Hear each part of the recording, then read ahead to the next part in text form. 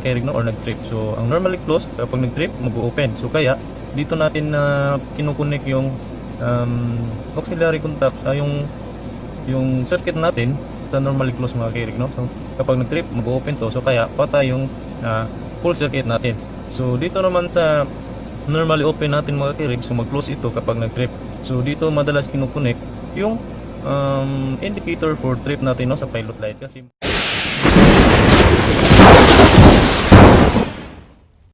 hey, what's up mga kakirig? Welcome to my channel mga kakirig no? So for today's video mga kakirig is all about this thermal overload mga kakirig no? So itong hawak kong mga kakirig is ay thermal overload mga kakirig no? So this is not sponsored mga kakirig. So ang brand nito is Fuji kasi ito lang ang meron ako mga kakirig no? So sa video ito mga kakirig ating tatalakayin kung paano gamitin ang TOR or thermal overload at kung paano gumagana ang device na ito mga kakirig no? At pangatlo kung bakit ito tinatawag na thermal overload. So before we start our intro mga kakirig, so may announce lang ako mga kakirig bilang pasasalamat ko sa inyo mga kakirig sa mga sumusubaybay at sa mga manonood ko. Every video mga kakirig is magbibigay ako ng giveaways mga kakirig no? So kunting halaga lang or load lang. So kahit ini network mga kakirig no. So sa gustong sumali mga kakirig, so standby mga kakirig no, at i-announce ko kung paano makasali dito mga kakirig sa giveaways natin mga kakirig. So bilang pasasalamat po, so intro na.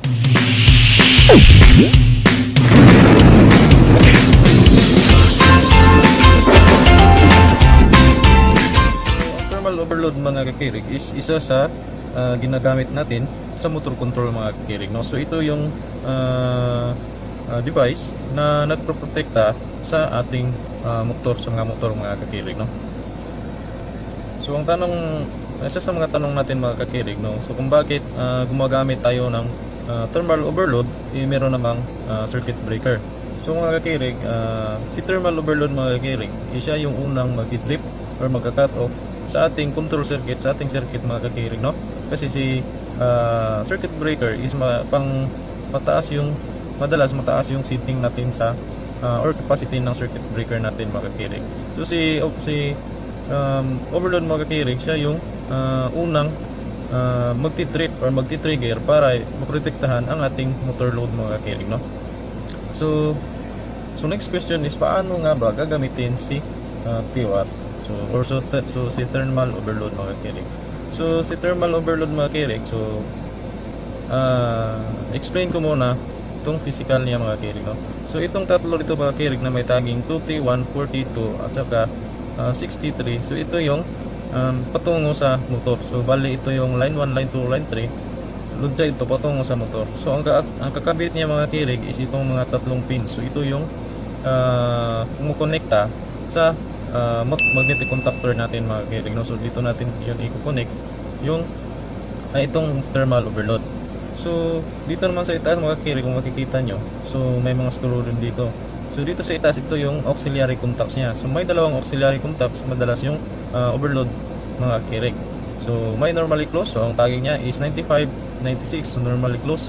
So normally open, 98, 97. So kikilos lang ang auxiliary contacts mga kakirig pag makasense siya ng unusual na temperature dito sa loob niya mga kakirig no, or kapag mataas na yung amperahe no, sa kung lumagpas na siya sa settings mga kakirig no.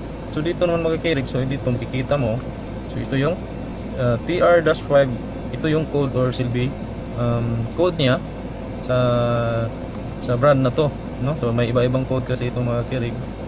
So I mean yung catalog code, ganyan mga kakirig. So ito naman sa itong yellow mga kakirig is dito natin yung siniset mga kakirig no. So makikita nyo maximum niya is 6 no, 6 ang maximum niya.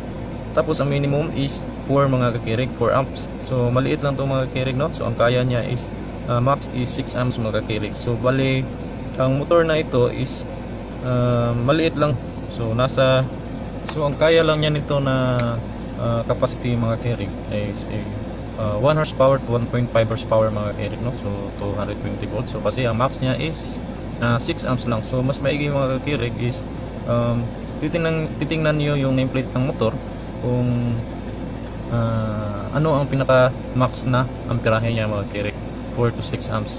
So kailangan pasok siya dito. So kapag lumagpas siya ng 6 amps yung nasa nameplate or pagkakwenta nyo, so hindi na siya compatible. So kapag pinilit nyo, palagi na lang itong magti-trip mga kirig, no? So ganyan lang po mag-set ng thermal overload mga kirig, no? So kung ang max overload ninyo, ang max ng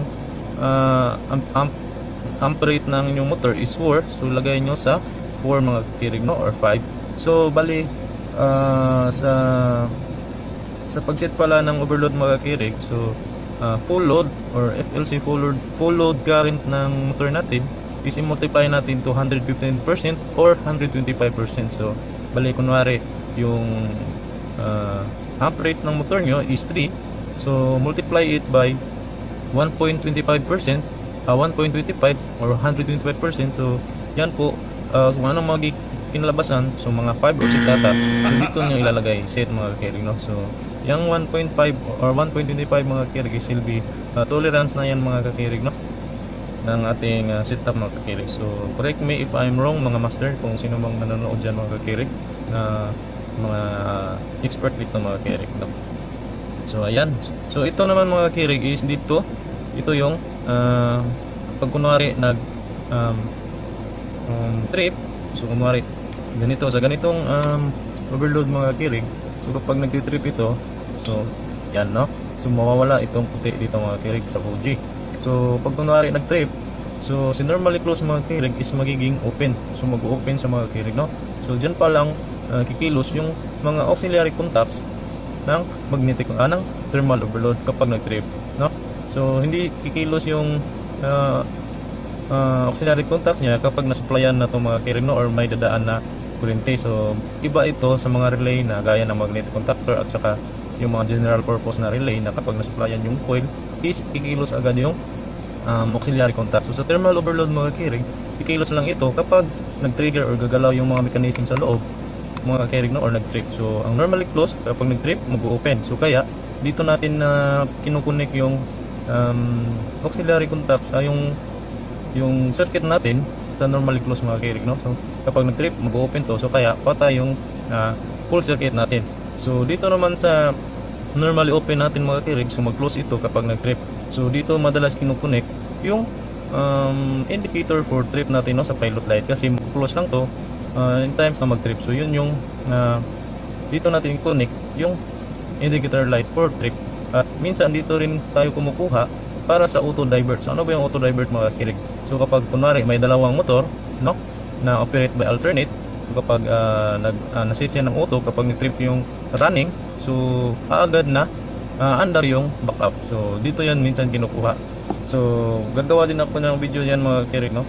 So but before that, dito muna tayo focus. So okay, so para ma-reset mga kirig, press lang natin to mga kirig, no. So sa Schneider mga kirig, iba. So may blue at saka red yun. So pindutin lang yung blue para mag-reset, para i-reset, no. So ngayon, next na question is paano, yun nga, paano gumagana si magnetic contactor. So bubuksan natin itong mga kakirig para malaman natin kung anong laman nito mga kakirig, no, at paano gumagana itong TOR natin. So para mabuksan itong mga kakirig, so may screw dito yung dalawa, no. So ito yung i-unscrew natin. Tapos kung makikita nyo, may block dito na tape. This is a seal mga kakirig, no. So kung brand nyo yung overload ninyo, tapos binuksan nyo to kasi may problema, hindi nyo sinauli. So kapag nakita na manufacturer na tanggal na to, so valid na yung na-void na yung warranty nitong mga kirig, no. So simple lang yung seal niya pero madikit nitong mga kirig. Pero kapag once na nakuha na to, so hindi na masyado siyang mabalik sa dati mga kirig, no. So ayan, so nandito yung ibang specs niya, no. Ayan, so dito yan mga kirig. So mababasa natin lahat dito. So try kong buksan nito mga kirig para makita natin kung anong laman at paano gumagana itong thermal overload mga kirig. So unscrew natin.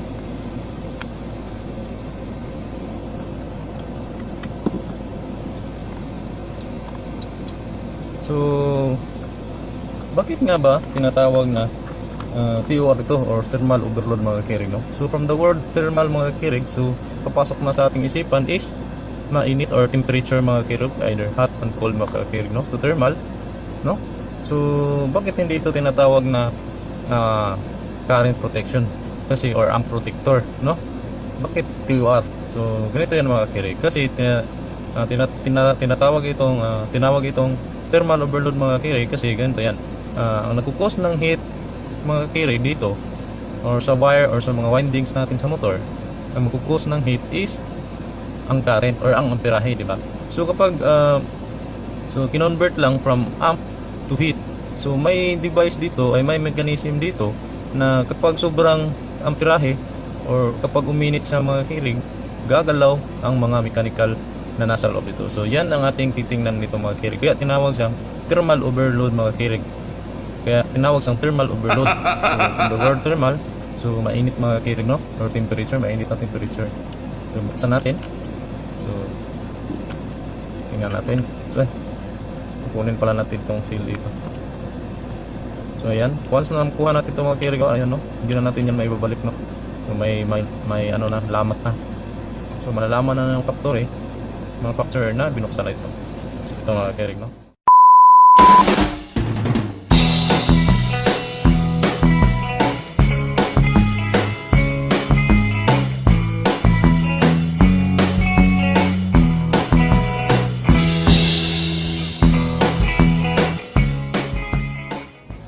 So ayan.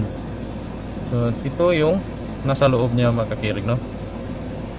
So kung makikita nyo, may mga may coil dito mga kakirig, no? So matatanggal to. Ayan. So ito mga kakirig, itong linya na to, di ba ito yung connected sa magnetic contactor. So ito ay isang bimetal strip mga kakirig, no? Metal strip ang tawag nito. So ito naman yung dito dadaan yung kuryente natin ng mga kakirig. So ito yung coil niya mga kakirig. So connected ito sa patungo sa mga motor. So makikita niyo mga kakirig, no? Coil yan na nakapulupot sa bimetal strip natin mga kakirig, no? So ang characteristic para ng bimetal strip mga kakirig is once na iinit siya mga kakirig. So talagang iinit ang mga kakirig kasi nagtukos siya ng coil kasi coil siya mga kakirig, no? So kapag sumubra na sa capacity yung init ng mga kakirig, so itong bimetal strip mga kakirig is magkukurve siya mga kakirig, no? So makikita nyo dito maay parang plastic or insulator mga kakirig, parang lawanit mga kakirig, no? Pero sa plastic talaga to. So hindi siya dumi, ha? So kapag minute mga kakirig, so itong metal na nasa pinupulutan ng ng coil mga kakirig, so magko-curve siya mga kakirig, no? So itutulak niya ito. So ito mga kakirig, itong plastic. So itutulak niya yan. So kung nga rin nag-curve, itutulak niya. So ayan. So may mga mechanical din dito mga kakirig, no? So buksan natin lahat. So hinay lang. Ayan. So iyan po ang itsura nito dito sa loob mga kakirig. So ayan po, no? So reset muna natin. So bali ganito po yan mga kakirig, no? So once na sumubra na yung init dito mga kakirig, so itong bimetal mga kakirig, may limit din to mga kakirig, no? So kapag sumubra na yung init na ma-sense niya, so magko-curve itong, so ano ba yung magko-curve sa Tagalog? Yung ano ba? Basta magko-curve ito mga kakirig dahilan ng itutulak niya ito. So kapag tulak niya ito mga kakirig, may mga mechanism din dito mga kakirig, mga strip din ito na magkukus na dito naman sa taas, nandito yung connection ng ating, buksan natin wait. So nandito yung connection ng ating auxiliary contacts mga kakirig. So bali walang connection directly sa, natanggal yung paralysis. So yung auxiliary contacts, makikita nyo wala yung connection dito sa may division yan mga kakirig, no? So yung power circuit may division mga kakirig, no? So yung power circuit niya mga kakirig, ito yung power circuit, so hindi connected talaga sa dito sa auxiliary, no? So this one mga kakirig, kung makikita nyo, ito. So ito yung normally open na contacts mga kakirig, no? Makikita na open. So dito naman sa kabila, so ito yung normally closed. So once na naitulak to mga kakirig, no? So titulak natin kunwari nag-trip siya. So kagagalaw itong bimetal strip. So ayan. So yung open kanina, so ito open to kanina, so nag-close na, no? So nakita nyo? So yung close naman kanina, nag-open. So ito. So ayan. So kaya magkukuha siya na trip. So ito yung itsura niya mga kakirig, no? So pagka reset natin, pindutin natin yung reset button. So babalik siya sa dati mga kakirig, no? So ito yung itsura niya mga kakirig sa loob niya. So pwede itong mapalitan. So kung meron kayong mga sira na by the way, itong design niya mga kakirig is pang 3-piece siya mga kakirig, no? 3-piece talaga siya kasi tatlo yung protection niya or bimetal mga kakirig. So meron ding single phase dito mga kakirig. So hindi ko masyado yung code ng sa Fuji kung alin doon yung dalawa yung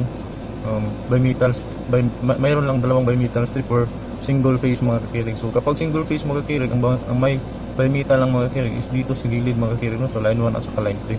So kaya kung madalas kapag single phase na yung single phase lang yung wiring natin is line 1 to line 3 lang talaga yung madalas na itatap natin sa line 1 at sa line 3 kasi may mga design ng overload is ang may bimetal lang or protection is dito sa line 1 at line 3. Minsan sa gitna is wala, no? Lalo na kapag kung China made or China.